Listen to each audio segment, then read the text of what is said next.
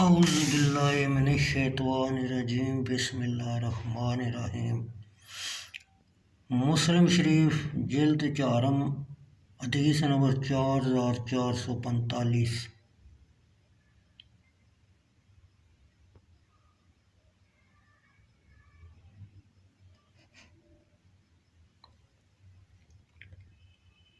ابو ہریرہ رضی اللہ تعالیٰ عنہ سے روایت ہے،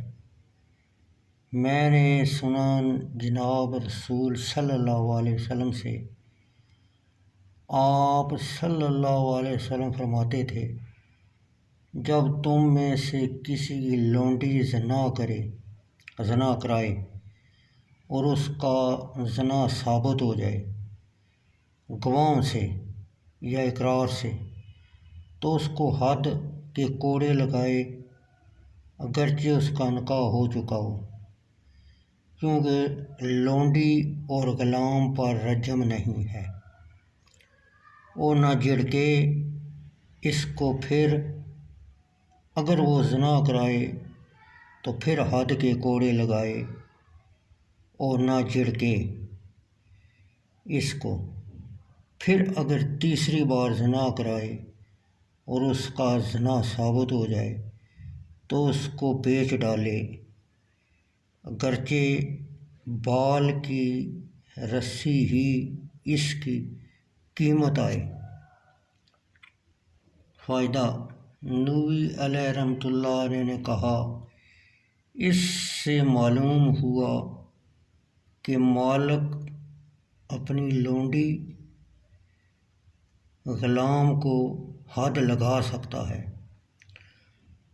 شافعی رحمۃ اللہ علیہ اور مالک رحمۃ اللہ علیہ اور احمد رحمۃ اللہ علیہ اور جمہور علماء کا یہی قول ہے، اور ابو حنیفہ رحمۃ اللہ علیہ کے نزدیک یہ حاکم کا کام ہے، اور تیسری بار کے زنا میں بھی حد لگانا چاہیے۔ اگر کئی بار زنا کیا لیکن حد نہ لگی تو سب بار کے لیے ایک ہی کافی ہے، اور بیچنے کا حکم استحباباً ہے، جمہور کے نزدیک، اور داؤد اور اہل